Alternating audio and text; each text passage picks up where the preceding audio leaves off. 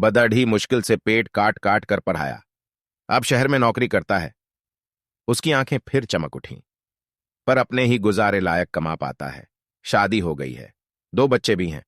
बाबूजी बहुत प्यार करता है हम दोनों से, पर किराया, बच्चों की पढ़ाई, उसका दर्द मैं समझती हूं। हम बूढ़ा बूढ़ी अपने लायक कमा लेते हैं। रुआंसी हो उठी वो।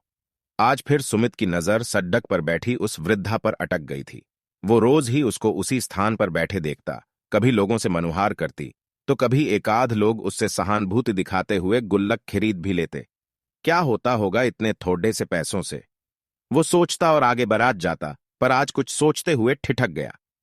बाबूजी, गुल्लक आपके बच्चों के लिए और दिया आपके पूजा घर के लिए। हाँ, ठहरो भाई, मैं पास में ही रेलवे कॉलोनी में रहता हूं। ऐसा करो, तुम ये टोकरा उठाकर मेरे साथ चलो। बच्चे खुद ही पसंद कर लेंगे कि उन्हें कैसी गुल्लक चाहिए। आशा की एक चमक उभरी माई के चेहरे पर, और वो अपनी टोकरी उठाकर सुमित के साथ चल दी। चलते चलते सुमित उससे उसके परिवार के विषय में भी पूछता जा रहा था। घर में मर्द है, सब्जी का ठेला लगाता है, और मैं ये गुल्लक बनाकर बेचती हूं, वो बता रही थी। अच्छा। उसके हाथों में भरी चूड़ियां देखकर ही सुमित समझ गया था कि अभी उसका पति है। और बच्चे? सिर्फ एक बेटा है, दूसरा हुआ ही नहीं, वो किंचित हंसते हुए बता रही थी। बड़ी मुश्किल से पेट काट काट कर पढ़ाया। अब शहर में नौकरी करता है। उसकी आंखें फिर चमक उठीं। पर अपने ही गुजारे लायक कमा पाता है। शादी हो गई है, 2 बच्चे भी हैं। बाबूजी बहुत प्यार करता है हम दोनों से, पर किराया, बच्चों की पढ़ाई, उसका दर्द मैं समझती हूं। हम बूढ़ा बूढ़ी अपने लायक कमा लेते हैं। रुआंसी हो उठी वो। सुमित का घर आ चुका था। उसके साथ वृद्धा को देख नेहा, उसकी पत्नी की सवालिया निगाहें उसकी ओर उठी। उसे चुप रहने का इशारा करते हुए सुमित अंदर आया। बताया उसे साथ लाने का उद्देश्य। वो मदद करना चाहता था उसकी।